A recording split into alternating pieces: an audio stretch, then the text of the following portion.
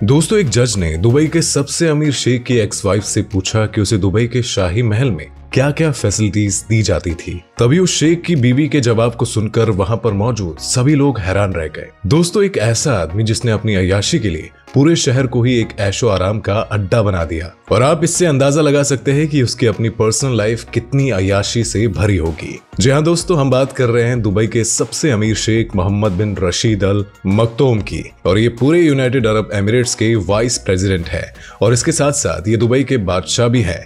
एक न्यूज के मुताबिक दुबई के रूलर 4 बिलियन यूएस डॉलर के ये मालिक है, लेकिन ये सिर्फ एक ऑफिशियल राशि है। लेकिन कई गुप्त एजेंसियों के मुताबिक पूरी दुनिया में इनकी इनडायरेक्ट प्रॉपर्टीज और इन्वेस्टमेंट को मिलाकर देखा जाए तो ये 14 मिलियन यूएस डॉलर के मालिक है, जो कि हमारे इंडिया की करेंसी के हिसाब से 1100 अरब बनता है। जी हाँ दोस्तों, अगर किसी के पास इतनी दौलत होगी तो उसके शौक भी उसके लेवल के ही होंगे।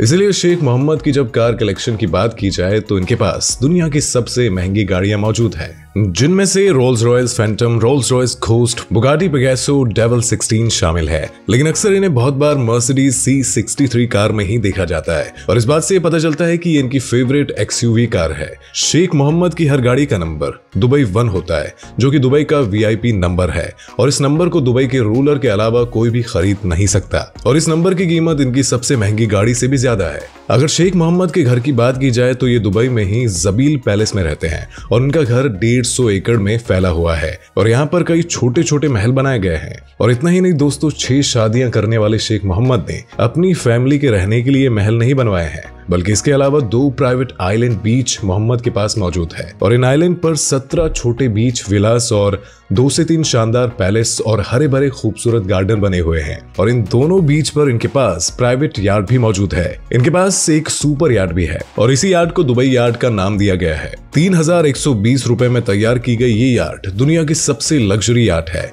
इस यार्ड में 50 लग्जरी कमरे, एक डिस्को ग्राउंड, एक स्विमिंग पूल भी मौजूद है। इसके अलावा इस यार्ड में एक सबमरीन भी मौजूद है, जिसकी मदद से समुद्र के अंदर की दुनिया को बड़ी आसानी से देखा जा सकता है। इंग्लैंड में शेख मोहम्मद के पास एक और प्रॉपर्टी है, जहां पर सिर्फ इनके नस्ली घोड़ों को रखा जाता है, और मोहम्मद शेख को नस्ली घोड़ों का इतना शौक है कि दुनिया में जहां कहीं भी नस्ली घोड़े की नीलामी होती है, और ये वहां पर मुंह मांगी रकम देकर उसको खरीद लेते हैं। एयरलाइन, एमिरेट्स से लेकर रियल एस्टेट, कंस्ट्रक्शन कंपनी, सभी बिजनेस का फायदा घूम फिर कर इन्हीं के पास पहुंचता है। अपनी एयरलाइन होने के बावजूद भी इनके पास 2 private Boeing 747 fully customers plane मौजूद है, और एक प्लेन की कीमत 3300 करोड़ है। लेकिन दोस्तों, आपको जानकर हैरानी होगी कि इन्होंने इस रकम से भी ज्यादा पैसे तो अपनी एक्स वाइफ को डिवोर्स के समय दिए थे।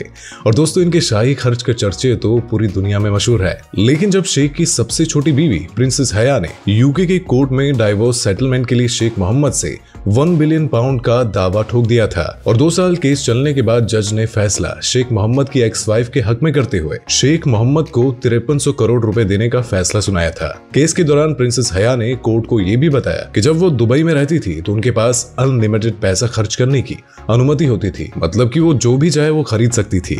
और दुबई में उनके पास 15 से 20 लग्जरी मैंशन, एक सुपर याच और एक प्राइवेट जेट मौजूद होते थे। और इसके साथ प्रिंसेस हया को पैलेस का खर्च चलाने के लिए $100 मिलियन से भी ज्यादा हर साल दिए जाते थे, और इसके अलावा $11 मिलियन उनको सिर्फ शॉपिंग करने के लिए दिए जाते थे। मतलब कि दोस्तों, सिर्फ एक बीवी के लिए 85 करोड़ दिए जाते थे। तो इससे आप उनकी बाकी बीवियों का खर्च का अंदाजा भी लगा सकते हैं।